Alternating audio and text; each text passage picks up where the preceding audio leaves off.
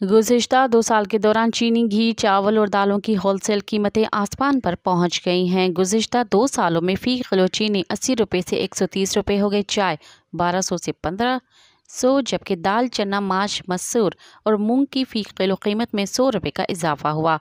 लोबिया 250 से 360 रुपये फ़ी किलो तक पहुँच गया, जबकि सफ़ेद चना पहले 280 रुपये फ़ी किलो था, जब अब 340 रुपये फ़रोख्त हो रहा है। इसके अलावा घी और तेल 150 रुपये फ़ी किलो तक महंगा हुआ है। ये होलसेल मार्केट की कीमतें हैं। परचून में आवाम को इससे भी ज़्यादा कीमत अदा करनी पड़ती है।